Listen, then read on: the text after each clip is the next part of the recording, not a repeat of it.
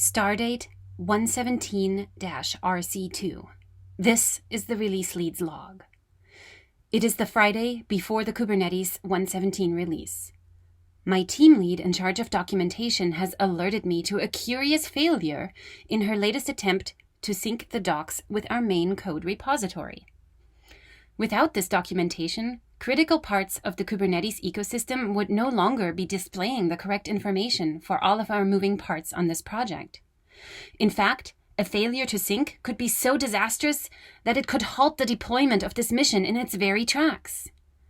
Our testing automation is sounding the alarm, giving the ominous message: unknown CLA label state, rechecking for CLA labels.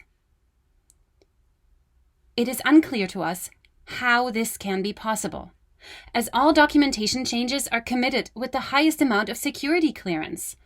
I speak, of course, of the project's Contributor License Agreement, or CLA for short.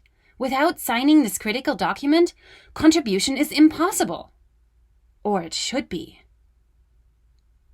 Looking into it further, we determine an abnormality had seemingly been occurring many weeks prior to today's attempt at sync. Why the CLA check had not failed until now is a mystery, but it appears an unsigned commit was merged into the release branch.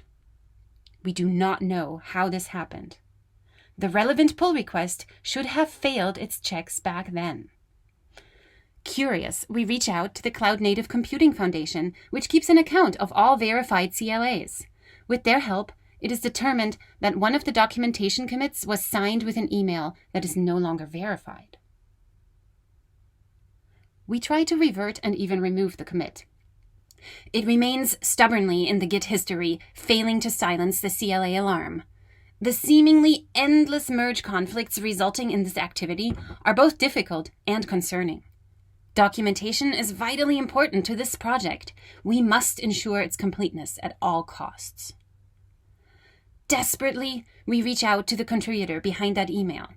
They regretfully inform us that the email in question was part of a job they no longer hold. They can do nothing to change the error message.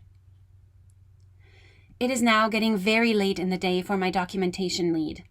I reach out to the Kubernetes Documentation Special Interest Group, or SIGDocs for short, and both chairs are ready to lend assistance. They are old hands at this. One of them leans over and conspiratorially whispers, "This sort of thing happens for every Kubernetes release that I remember. Let's do this."